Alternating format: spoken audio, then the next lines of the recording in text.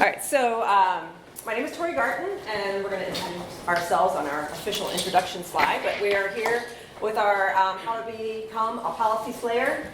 Feel free to use our hashtag. We just made this up like yesterday. And imagine that, nobody's used that hashtag before. Really? So we're going to talk about navigating federal policy for digital services. And we'll talk a little bit about why I'm using the word services and not necessarily sites. We'll get into that briefly. And what else do I need to say? Oh, we are being recorded. So I don't know, I feel like I should point that out in this day and age. You probably should realize you're being recorded all the time. Right now, my phone is listening. It's going to know what we talk about. As I said, I'm Tori Garten. I'm the branch chief of the New Media and Web Policy branch at NIAID, which is the National Institute of Allergy and Infectious Diseases. So that's one of the institutes here at NIH. So if you're, show of hands, who here is not from NIH? Oh, good. We have people from not NIH. So briefly, NIH is made up of 27 or 29? 27 institutes and centers. They keep changing it.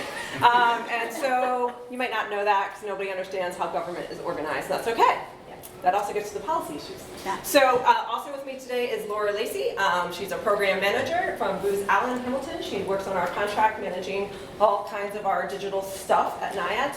And also Krista Townsend, who is a UX, usability, and just designer, information architecture person. She likes to organize things. I do. Yeah. Which is important in this topic. Which when she walks into my office, she has a Apparently, heart attack because my office is not organized. But your brain is. Well, yes. Okay. We'll get to my brain in a minute. So we're going to talk about the multi-tiered challenge. So if you have buzzword bingo, go ahead and fill in multi-tiered. Multi-tiered challenge of federal digital policy, because there's where do you find all the applicable laws? What do the policies actually mean? Right, you almost need a law degree in even that. I don't think it'll help you. How do you define compliance? So we have a constant argument in my office about what is a policy, what's a standard, what's a guideline, what's a best practice. And so sometimes those words have very specific meanings to some people, but not to all people. So we have that challenge. If you have more than one site or service, what is a site? First of all, what is a website these days? What's an application? What's a third-party tool? When do these things apply? So if you have a different variety of things, how do you know what applies to what, and is it all equal or is it not? Again, I mentioned the complex language and also where it needs to be applied. Look, I skipped ahead. All right, so just briefly to touch on the challenge of the actual language. So when I read through policy, and I actually did that last summer, I printed out 2.5 inches of forward and back pages of policy, and I read through it all with a highlighter. Yes, so you don't have to do that now. So, sorry, I didn't realize it was double-sided. Oh yeah, no, it was double-sided. And that doesn't include the actual laws themselves, because I just didn't have enough coffee for that. And so when you start going through them, some of the policies refer to agencies must do this. Some say the organization. Like, what does agency mean? For NIH, we're under HHS. Does that mean just HHS has to do it? Do we all have to do it? So how do we figure and sort this out? So here at NIH, there's op-divs. NIH is called an op-div. And then the subparts of NIH are staff divs. So if you're new to government, you have to learn all this lingo first of all, right? So you're a nice, happy, excited web person coming in, like you're going to change the world in the federal government, and then you're running into all this jargon, and it's hard to understand. Does it matter if something is funded by a contract versus funded by a grant? Right? Those are two different pools of money. How does that work? What if it's a cooperative agreement? And my gosh, what if it's a joint project between agencies? It's so important.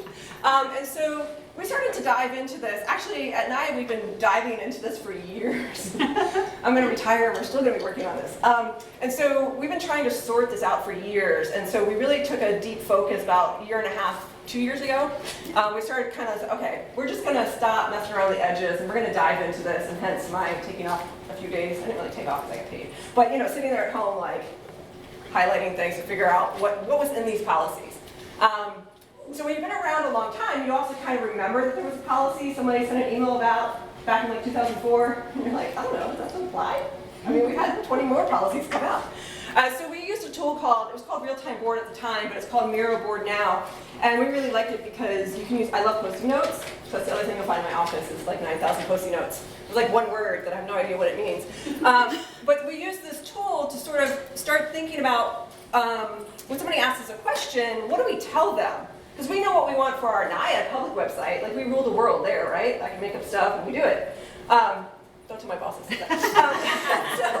But what if it deserves to be a separate site? What if it already is a separate site? What if it was already funded 5 years ago, 10 years ago, and it's out there in the world through a program office, and they want to know what they have to comply with, or they want to know how should we represent NIAID? And I'm like, oh man. So we get these types of questions all the time. And so actually, show of hands, how many of you sort of get those policy questions that you then are like, okay, this person totally thinks I should know the answer, be able to respond in like 10 minutes, but now it's going to take me 4 days to check with 10 people. Everybody have that experience? They send it out to like the listserv. So I know that's supposed to do paid advertising, but this isn't related to lobbying, but then some people do it, and then, my person here is saying, well, that institute did it, so why can't you? And what about social media advertising? Because that's new, but how does that apply? Right, so we get these types of questions sometimes that seem like they should be easy, but then you start digging into it, and you're trying to figure out the answer. So again, we use this board to sort of have a brainstorming session to figure out, like, what are the qualifications for something to not be a .gov, to be a separate site from the NIAID main site? What more information will we need to actually decide? When is it obvious that it goes on our public site? Like, what falls into that world? So that's another challenge, the challenge of language. And the next challenge is the cultural challenge. So depending on the, please don't anybody be offended by my statements, but these are things I've actually heard over the last 15 years I've been here. Actually, I didn't put up the worst one, which was, my 7-year-old can design a better website. But, people like to say these things, so I offer them a job. There's a lot of cultural challenges, especially working in a science organization, where people want to do stuff and they want to get the science done. And, dealing with bureaucracy, although I've been in the government for a while, I don't love bureaucracy. There's a speaker earlier who was like, can you ask us, tell us how to break the rules? Not ever being recorded.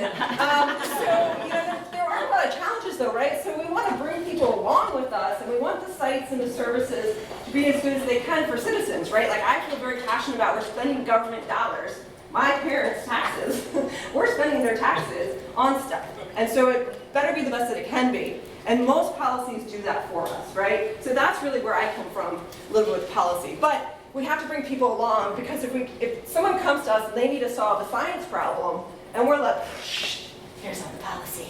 It's going to go fund a contract and not talk to me ever again, right? So I want to kind of sucker them in a little bit.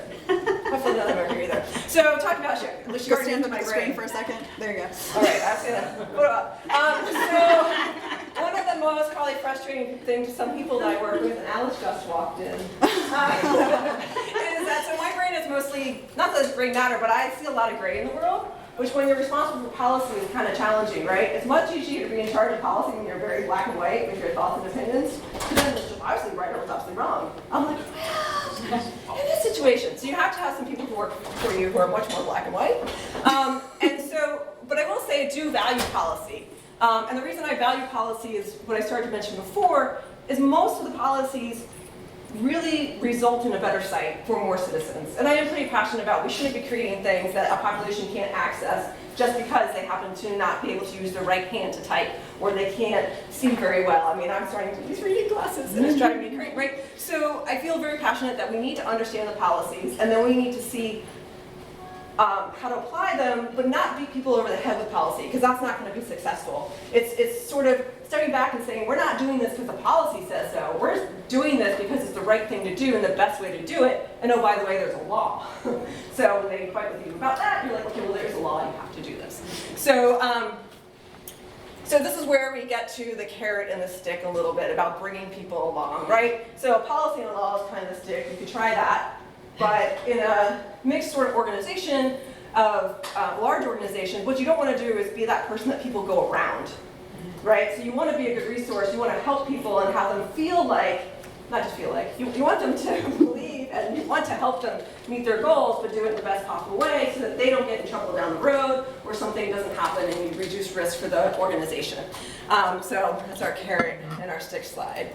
So talking about the carrots and the sticks, these are probably the sticks, and so we'd like to introduce our newest member of the club. If you haven't heard of the 21st Century Integrated Digital Experience Act, the IDEA Act, you should probably go home tonight and read it, because you probably should know it if you're doing federal digital stuff. So this is a new law. It was enacted on December 20th, right before the shutdown. Yeah. It was signed, and then so was the shutdown. And so you need to be reading up on that and knowing, and I like it in some ways because a lot of these were memorandums, right, or executive orders, and there's something about having a law from Congress to be like, hey, it's a law from Congress. Now people still say, well, how are they going to know we're not following it? But we have all these other ones too. And there's overlaps between some of them, right? And there's also some that came out in like 2004. And so you have to sort of, well, this one said this here, but it's overwritten by this one, but it doesn't mention this policy. Does that policy still hold? You know, what's the truth here of these things? And it is a complicated track to go through. So this is a great site, the digital.gov site. And Laura made this very large animation. And so this is the site. If you haven't been here, you should go here. Now my challenge is, when I have a contractor that's building a site for a scientific program, they say, well, what policies do I have to apply to? Do you think if I send them to this site, they're going to come away with the same answer that I want them to have? Are they going to read it? No. It's not just reading the site, it's reading all those links. Right. Yes, each one of these sections has like 4 to 5 links within them. Yeah. So what we wanted, because we get asked a lot of different questions, we want to make our lives easier. I don't want to spend my whole life answering policy questions. I want to do cool new things like artificial intelligence on our website and things like that. So we don't want to spend our lives answering policy questions. So how do we stop the policy swirl is what I call it. And so what we decided to do is, upon reading all these policies, is cut them down into consumable statements that we could put in a checklist that we could give to people and say, audit your site, and then tell us what you think. And then, you know, working with them and that sort of thing. So that's what we're going to talk about a little more deeply with Laura and Krista, is how did we approach solving, I don't know if we solved it, making the situation better Getting for it under ourselves, to be control able to more. provide better, more consistent answers. So just on the 21st Century Act, I know I mentioned it briefly, these are the main pieces of it. The one that applies mostly to us is the website modernization, although other pieces do also apply. So next slide. So again, these are things that aren't new. So our public site complies with these because we've been having to comply with most of these for a while. And so it just makes it another level of authority. So read up on that. And there's also our people here from the Federal IDEA Act Tiger team. Yay! So now they've been publicly identified, take a picture, and so if you have deep questions about that, they're really the experts on that. So we're excited to have them here to talk with us a little bit if questions come up. So we're happy about that. So where do we start, and where did you start? So our goal was to take this checklist of requirements from the digital.gov, because those are everything. But then we also know that HHS has a lot of website policy stuff. Right? Some of it's been updated, some of it hasn't. It's helpful to us, but maybe not all of it always applies. And in fact, part of it says applies to sites for the Office of the Secretary, which kind of means that you can pick and choose if you apply to it, to me, right? But we like some of those policies, so we want to adopt them as our own. NIH might have some policies that we need to follow. And then of course we have some at NIAID that we've decided are best practices, guidelines, or standards that we want to make sure are followed. Or give people flexibility on. And that's what we're going to talk about, how we divide it up. This is when I hand it over to you. It is. Okay, so now I'm going to stop talking. I might not stop talking. Yeah, that's okay. And Laura's going to talk about the process that we went through to create a solution for ourselves. So the one thing you need to know about what we did in this process was there's a lot of spreadsheets.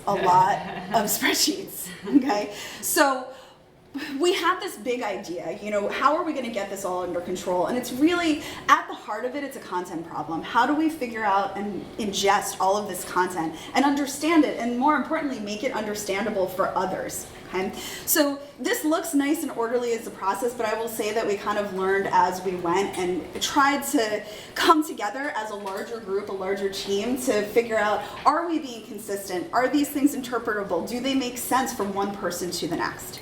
So we first, as Tori said, read all of the policies. She printed them out, I didn't, but we did go through and we read all of those laws, and then we took them and we tried to, laws, policies, guidelines, we went through the stuff that we had. So NIAID, as I'm sure many places have this problem, is we had stuff stored on SharePoint. We had stuff stored on Jira. We had stuff on our intranet site. We had SOPs that were written and stored on a shared drive on someone's computer. So we had to go through and pull all of the policy documentation that we had together and then figure out where are the gaps. We also had instances Or the duplications. where the gaps, the duplications, Or conflict. and yeah, And as we were going, we found even more examples. You know, this never stops. We keep getting questions and we're like, oh, we didn't quite consider that case, so how would we fit this into the process? So we took all of the things that we read and we put them into an initial tracking spreadsheet, and this spreadsheet went through many, many different iterations. We started figuring out, okay, 508's really big. So what do we do with it? Do we take it and put it in one spreadsheet? Do we do multiple spreadsheets? And we went kind of back and forth on it. But from there, we came up with some kind of standardized groupings of categories of things that are out there, and I'll walk through that when we go to our actual spreadsheet, which is the audits and compliance checklist. This is something that we were hoping that we could give to people and say, okay, here's the guidance that you can follow, and we wanted it to be as easily consumable as possible, and I'll show you where we landed with that. Content entry forms was our attempt at making the policies standardized, and Krista's going to show you an example of it and the process that we went through to get all of the content into those forms. And then we did test runs. So once we had this audit and compliance checklist together, we went to our team internally and we gave everybody the same copy of the checklist, and we said, here's an example site. Go do an audit of their site, and let's see if we arrive at the same conclusions. Would we have said that this site is good? Would we have recommended that we don't launch this site until certain remediations happen? And we did a couple of trial runs that way. So the first thing that we needed to determine once we got those policies into manageable chunks was how do we rate them? How do you determine, to the carrot and the stick, that point? You can't say that you have to check off every single box in order for a new site to go live. So we had to have some sort of classification. We arrived at this. It's still a work in progress, but we decided that critical is something that is federal law. It is federally mandated, and it will put NIAID at risk. So it could be 508, it could be security. If you are not following all the 508 remediation, you're putting the institute at risk for lawsuit, right? If you have big security holes, you'd be putting the institute at risk as well. Major was something that it might not be a federal law, but it's still really, really important. If your site's not going to load, people aren't going to be able to get the information that they need. We also know that, site load times, people don't have patience anymore. If your site doesn't load in 5 seconds, they're probably not going to look at it. They're going to go someplace else. So it might we not. have a challenge too of having to support maybe more browsers than maybe a corporate site might need to, right? Because there are a lot of people still out there using IE. 7. No, maybe not 7. But that was one thing that we, it's actually in some of the guidelines. Is what browsers to support, and there's some information about what percentage of users you have to continue to support. So we look at that on a regular basis as well. So that would be major. Yeah. And definitely we've had arguments about that as well with people. We've had lively discussions. I'm fine with arguments. So average, most of the things that we've put into our spreadsheet are average, and a lot of them revolve around content and branding and design. So, of course, there's the US design standards out there, but if anyone's familiar with them, they're kind of broad, right? So we wanted to apply some standards for NIAID, but to make them flexible, because you have different types of tools. You might have a Drupal site that you can fully customize, but then you might have a COTS tool that you can't say has the exact same navigation as a Drupal site, because it's not possible within the framework of that tool. So it might not offer the same fonts. Might not offer the same fonts, the same colors. So a good example of average, this is something that came up as we were going through the spreadsheet process. We had a group that was working on custom icons for a year. They had people working on custom icons that were non-standard icons. They were just meant to make their content look a little bit more interesting. And we looked and we realized we didn't have a policy on icons, right? It's not something that would put the institute at risk if you used a smiley face as an icon everywhere, but it's not industry best practice, and it's not the best use of the government's money to have somebody spending a year of their time working on iconography. So we put together a policy saying only standard, easily recognizable icons should be used on sites. Is that going to hold up a site from launching if they're not using that? Probably not, but that makes it easier. We even gave a set. Font Awesome is a great icon library. We happen to use that on our public site and our intranet. If you have a contractor that's doing a website for you, tell them to use Font Awesome. We know that those are going to be industry standard. Okay, so that was how we tried to look at average. There was a lot of average ones around branding, design, that sort of thing. And the way we sort of talked about it too is, is this our personal feel? Like, we prefer this, but somebody else might prefer this, and they're not actually wrong. They're not doing anything really bad. So So just, if we're doing it, we're going to do it this way. But if somebody else does it this way, it's not going to hold up their site going.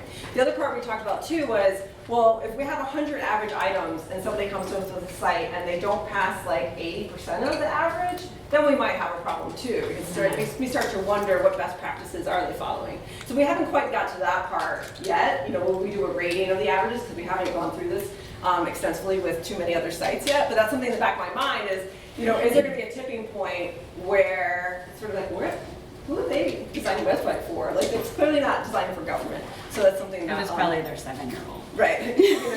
Who could do a better job of designing a website? Okay. So this is a snippet of the audit and compliance checklist. We can show the actual checklist if you have questions later, but this is just a screenshot and a small piece of it. But I wanted to show you what we've included and where we've arrived. First, it is an Excel spreadsheet and we have multiple tabs that we've grouped. We have a tab for instructions and definitions. So we've included definitions for what we've defined as major, critical, and average so that somebody could take this sheet and hand it off to a contractor or to another group and have them understand what our intention is. We also have sites basic information, who's our contact, because we hope to get these back so we could then manage all of the sites or digital services. Then we broke them down even further by category, because it's our understanding that you might have somebody who's a web person who's highly technical, who's going to want to do the audit on the technology and security tab. But then you're going to have a visual designer who might want to chime in on how and if they're following the branding and design category. So the categories we put in there were around accessibility and 508, analytics, branding and design, content, technology and security, and social media. That's the high-level topics. And some things didn't quite fit in, but we did our best to try and put them together and make them work. Also, if you look at this checklist here, so there's a couple of important categories here. This particular one was out of the content tab. These are some of the required pieces of content that you have to have on your site. We had a compliance statement, which is this kind of peach section. And if you look here, we've tried to make it as easy as possible for somebody to hand this off and say, am I compliant, yes or no? So FOIA is a great example. Does your site link to the NIAID FOIA page and we gave the link. That is not the requirement that they need to link to the parents' FOIA page, but in NIAID's instance, we wanted to make it easier. Instead of everybody having their own FOIA page, here's the URL that you can link to, and if you've linked to it, check, we've done it. Okay?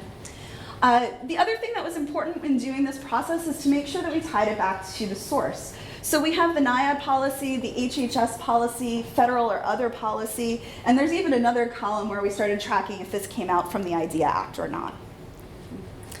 I'd say probably the hardest part was coming up with the compliance statement, because I'm sure as you guys have read, it's really hard to tell, well, what do I have to do to be compliant? Yep. So this is sort of our, like, you know what, we're just gonna do this, because we're already giving people answers, let's give people consistent answers, and this way in a year or 2 years, we're saying the same thing, or if we change it, then we wanna make sure that we follow up with people and say, you know what, this has now changed because of X, Y, Z, and this is now the new requirement. Yeah, and you'll see that there's a highlighted yellow cell. That's not there for any other reason other than we knew we'd have to go back to it. So we recognize that this is a work in progress. As we give this to folks, they're going to have questions, we're going to clarify, we're never going to stop working on this. And with that, Krista's going to talk a little bit about how we're going to present all of our policies. So the way that we made a lot of those decisions was we got a group of representatives within our organization together. So the leaders, the project managers, people from IT, part of our group, designers, a couple of each of them, and everybody gave their thoughts on the different policies and helped us come up with those compliance statements. But the compliance statements, like Tori said, it's hard to necessarily nail down exactly what is compliance in a clear, like we can say this is what we want, but how is sort of missing, and maybe the exemptions, and if you're not compliant, how do you remediate that? So that's where the content entry forms come in. Every single one of the policies that are on the spreadsheet get a document, a Word, just a Word document, and have some metadata that gets filled in, these little checkbox, and so that's the categories that Laura said before, and who the audience might be, and then the actual content that might go into a web page. And we distributed each of these to those team members. And so everybody got the fun opportunity to dig deeply into a couple of different policy areas and really see how complicated it is beyond like our group just discussing things. They were either an expert on the topic, or maybe they weren't and they needed to talk to an expert on the topic and really kind of get familiar with that policy and go to the HHS link or the digital.gov link and read through what that information is and parse it into really digestible answers to these questions that explain the remediation plan and how to submit documentation and who, and, all of that kind of stuff you can look at. Yeah. So that document is going to turn into our future policy site that in the next fiscal year we plan on building. This is just a screenshot of a wireframe, roughly what it will look like, and of course it will abide by all of the policies. That's okay. So all of the same questions that were on that form are on here, but in addition, that criticality thing that you saw in the that Tori talked about, and that was one of the columns on the spreadsheet, we're bringing that up front and center so that users can, at a quick glance, see if this policy is going to make or break the launching of their site, or if maybe it will need to come down, or what level of importance is this policy. And we're not just going to throw them out there in the voice saying, hey, go learn all this. We'll have a point of contact and that sort of thing. So it's this will actually make it easier for people on our team who are working with people out there, stakeholders, right, because they'll be able to give consistent answers. And then if they give a different answer for some reason, we want to track that too. So that 6 months later, if a different project manager picks up the project, they're not like, you can't do that. Like, we don't want to conflict with what different people are telling them. We want to be consistent in what our answers are. Definitely. We also hope to integrate another level of content into this site, and that's sort of the best practices that Tori mentioned that maybe go beyond that spreadsheet, as this is how NIAID does it. So if you came to us and you wanted us to actually manage a site for you, this is what we would do. And so it kind of offers another level of assistance to some of the... And to that, we've also started thinking about, well, what about standard designs? Like, you have US web design standards, there's a very broad color palette. So how would we suggest that people put those color palettes together? Like, well, here's the purple version of the site. If you want to just take this CSS that we've already built for you, you could take that and run with it. Right. Here's the blue version, here's the green version. Right, and all the details of how that will integrate into this site have yet to be sorted out, but that's our plan. But one of the biggest pieces of this is the way that somebody might access all of the policies. And instead of trying to do a full navigation where somebody might need to understand that the privacy information is associated, like the PIA you have to have is associated with content, but you also have to have a privacy statement under the technical part of things, and then you also have to have the social media privacy, and it's just kind of all over the place. But maybe you just want to know what are all the privacy things that I need to find. And so all of that metadata that was entered into the content entry forms will create a taxonomy that are the topics that Laura suggested, also by type, also by, has something been updated recently, and by all of the laws, executive orders, and other documents from higher up. The powers You that can be. sort by all of those things, and you can also search. So it's a filter and search tool that we hope to apply to all of this. But wait, there's more. I really like the sloths. No, I like the picture because we want to keep our heads above water, and so we don't want to just create this and then, there's going to be more policy, right? Because I'm sure something's going to come out, right, about artificial intelligence.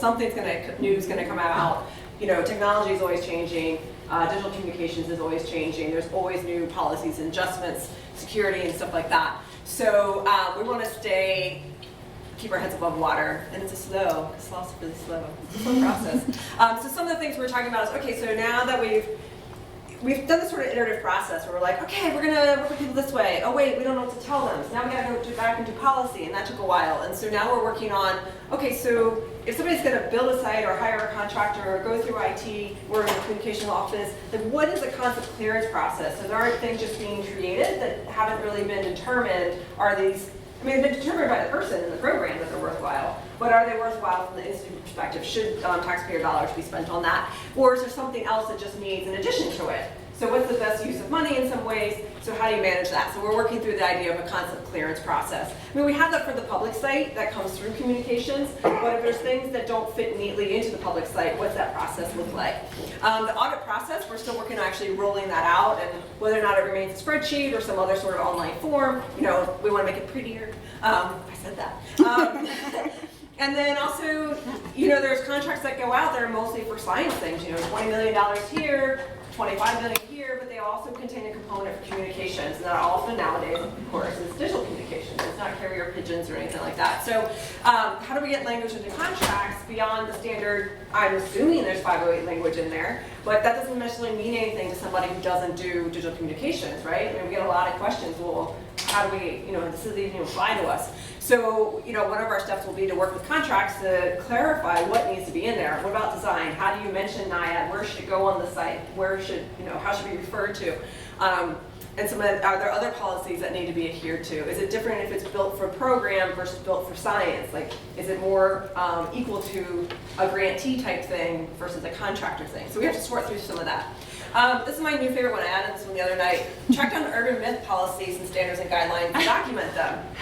I call them urban myths because sometimes the NIAID Web Council, we'll be sitting around talking about stuff and somebody will say something like, well, don't we have to do blah, blah, blah for archiving sites and blah, blah, blah. I'm like, that's nowhere in here. And I never read it anywhere in the 200, whatever pages. But that came out when some presidents changed back in, 10 years ago. Does that still apply? Does that even make sense? And so sometimes some of these things bubbled up, or the question we got about advertising.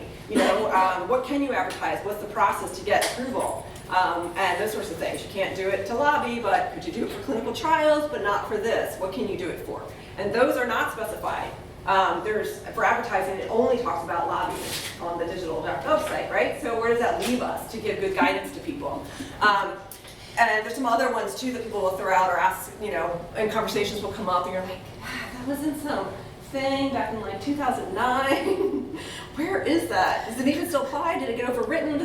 Is it even a matter for this technology now because we don't use technology the same way we did 10 years ago? So those are the sort of things that Who remembers the plugins page that you had to have to define all the plugins? Yeah. So is that necessary anymore, right? Does anyone not know what Adobe PDF is? So like those conversations happen a lot. Yeah, and so we actually had some of those with our lists. And so there are some decisions we made where we're like, yeah, that's not actually helpful. It used to be helpful, but it's not helpful anymore. Yeah. And then you add mobile on top of that, right? And that changes a whole bunch of things because there's things you can do in mobile you don't do on a desktop. So let's see. So and then also, we want to sort out how do we keep up with new legislation or new things that come out. Every time administrations change, they come out with new things. So how do we keep up with those? And then how do we keep up and inform people that we've worked with our policies so that they don't fall behind either? What's the process for that? And then of course, policy is so complex that there's some benefit of artificial intelligence to make it easier. That'll be interesting because even just, we're all very intelligent, right? When we read it, we're like, what do they mean by that? Can you hold it up? Is there like lemon juice on here? Do I hold it up? Is there a secret message? So these are some of the things we're working on next to get further down the road. A little sloth. This is my cat. One of my cats. I'm not a crazy cat. She helped with reading the two. Yes, she likes to help me or distract me from reading. So there are a lot of people who worked on this on our team. We still are going to socialize it out more throughout NIAID. And also we've, the NIH Web Governance Policy, I left out part of our name, subcommittee. We've also been talking about this because across NIH is really similar. Everybody's struggling with this. So just to say that there's been a lot of energy put into this and a lot of interns also earned their treats. Ready for it? Oh, what? Ready. Baby tiger face. Little baby tigers and their little like. He's our unofficial mascot. Yeah, so we can like high five him. And also because the IDEA Tiger team is here. That's right. High five. So policy. So this is our contact information. I will tell you, I don't remember my password to LinkedIn right now, but you can contact me. Probably better to contact my NIH. Am I allowed to say that as a digital person? It just means I'm not looking. So this is our contact information. We're happy to. So I think we're supposed to talk for like 30 some minutes, and then we A look little for over, a little questions. over. But we have time for questions Yeah. if anyone has any. And we talked fast. So yes, back here. So I saw a lot about like Section 508 security. Have Yeah. you looked into tools to automate that instead of like doing manual checks?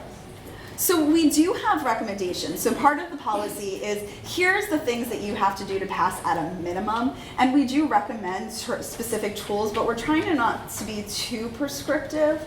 We say what we do to check for 508 for our own stuff, and then we give that as options. But if there's another way to verify it, in HHS, for example, there is the HHS checklist. That is the definitive way to determine if you're 508 compliant, but you can't just use the checklist. You have to use additional tools to verify if the checklist you meet those And the items. challenge, so, you know, on the site itself, there's certain things that we have, the QA folks are checking for 508. I don't know if they use automated tools or not, but there are definitely things, so there's the DQ Acts tool that HHS was using for a Common while. Look. Common Look we use for PDFs, we use, there's the NVDA, I'm gonna say the wrong thing. NVIDIA. Yeah, there's like a, you know, No, free that's screen right. reader, a color contrast tool. JAWS. And so what we found was because there's certain things you have to do manual checks for, you can't just do automated. Well, yeah. Yeah, so what we ran into was the challenge of people giving us a lot of PDFs, or we converted a site that had a lot of PDFs, and they thought they were compliant because they used Adobe Pro, and we're like, well, you That's might not pass gonna that and still not be compliant.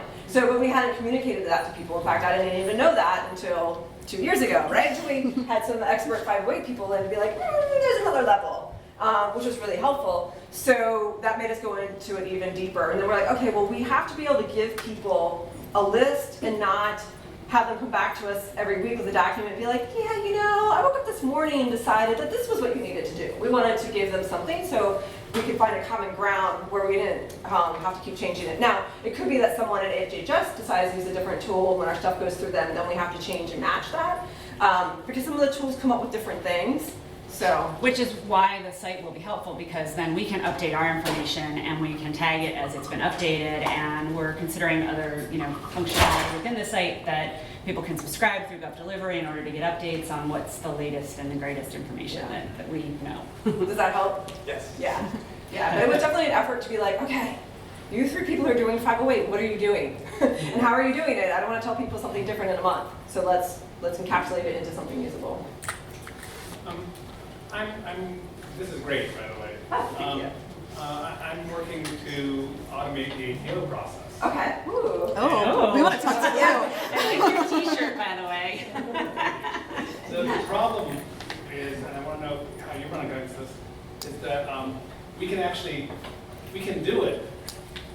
We're not far away from it. But there's a policy, a checklist policy on the authorizing official side, where they have to have static Word documents and static systems put in place that have no way to automate. It has to be completely manual. Right. So are you looking at the cultural side also? Because getting the policies right is one thing, but changing the culture is Right. another. Well, you know what's interesting? This one thing that I do like about the IDEA Act, well, we're going to see how this plays out, because it's both like a good thing and a bad thing, is the piece in the IDEA Act about forms and online forms.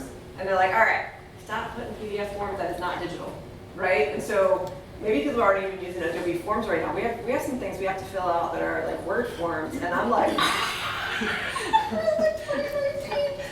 and so, but it's a lot of money, right? There's a lot of these systems, but I think in some ways, to me, that's the goal and the purpose of the IDEA Act, is to shake things up a little and be like, come on, IT modernization, it is a struggle. But I think it's almost like, because what we had to do is we had to make this a project on level with any other project.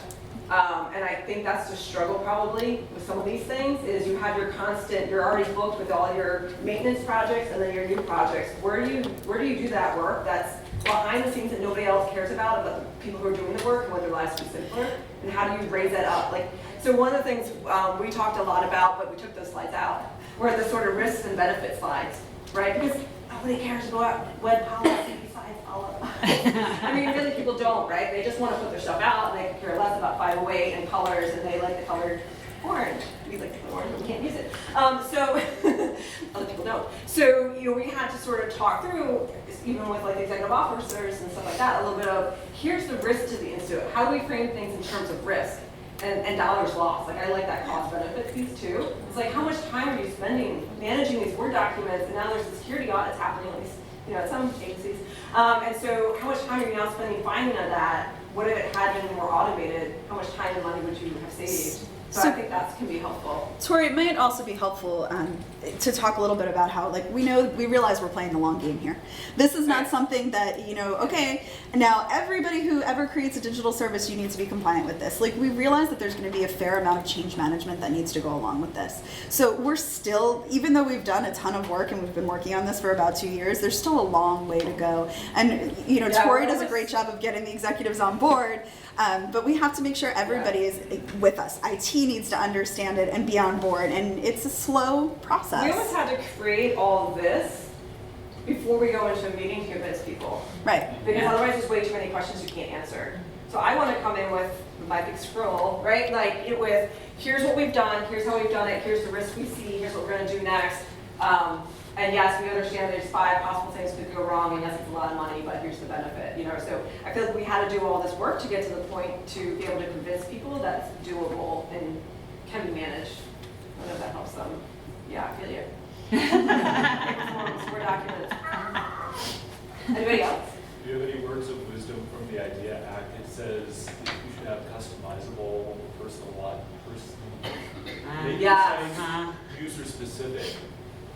Yeah, maybe the Tiger team, I don't know. For instance, when I read that for our site, because we're not an interaction transaction site, so that's another thing we did that we didn't mention because we were like, oh, we can't put everything in, is one of the other activities we've done is we've also defined different types of sites. So apparently the word brochure where it's funding to people, but like a content site, a transaction site, a data science site. So I would think that, I don't know if anybody goes from the IRS, but IRS is a very transactional form-based site. So when I read something like that, that to me seems more applicable. Whereas we don't really have anything that people need to sign. I'm trying to think. We don't have that much that people need to sign in and maintain, right? They're using Google, they're coming in, they're finding out stuff, and they're leaving. Although with some of the funding and grant stuff maybe, but mostly that's all content they're consuming. So yeah, we haven't particularly addressed that one yet. I don't know if anybody has anything else they want to add about that. No. The Tiger team also has not had a Tiger team dug into that one yet. I would also mention the customer experience cross-agency priority goal identifies some high impact service providers. And so I myself see a hook between the customer experience cross-agency priority goal, those HISs, high impact service providers, and then that customization. What you were just saying about the IRS. Yeah. Are there other Tiger team members who are doing some work on customization? No, it's not even on our radar. Yeah. Any other questions? Do you see any overlap with the web design standards out of 18F, and did you draw from that at all? Or? Yeah, and so actually what's interesting is we knew that was going to be in the IDEA Act, right? Because we had read it before it actually got signed. And so we did a little audit of our site, and then literally the next day after our designer presented it, like 2.0 came out the next day. We're like, oh. But yeah, I think there's definitely, we wanted to make sure that we were in compliance with that. And so we did another audit through our site using the newer elements. And I think they tightened it up a little bit, right? It used to be a little more vague, like, well, you could do this. It's a little bit more directive, but still not super 2.0 is more about taking the code and hooking into it, which we are not using right now. But we did say, like, the visual elements, how closely we're aligned to them. And I mean, if you're familiar with them, they are very broad. So there was a lot there that we were able to say, yes, we are in alignment, even though it wasn't an exact match. Like, for example, like the font one, we have a font that we picked that we went through a whole branding process with. Yeah.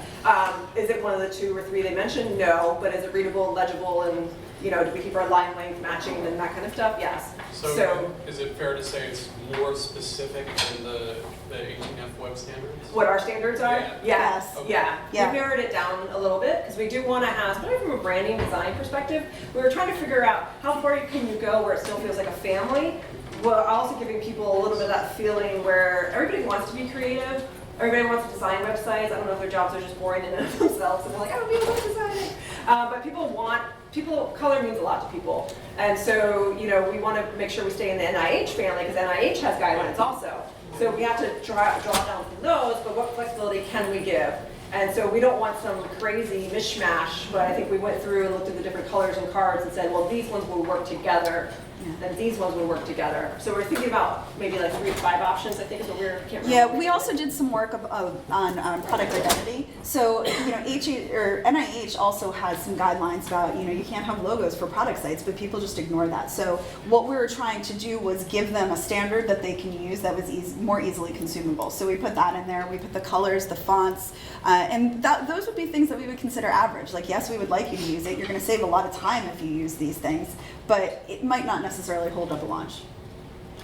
Can I do another plug for the design system? So I'm from Amy Oh, from there you go. GSA, and the design system is under, there's a birds of a feather tomorrow morning at around 9 o'clock, I think it is. The design system is migrating to 2.0. So Dan Williams is here, I don't see him in the room. But he'll be leading that birds of a feather tomorrow, and then there's also 2 panel discussions tomorrow afternoon. Yeah. So come up and ask me if you have any questions about the design system, or if you see Dan Williams walking around here before the birds of a feather. That's great. I mean, it's kind of interesting. I don't know how many of you have been involved in digital government stuff.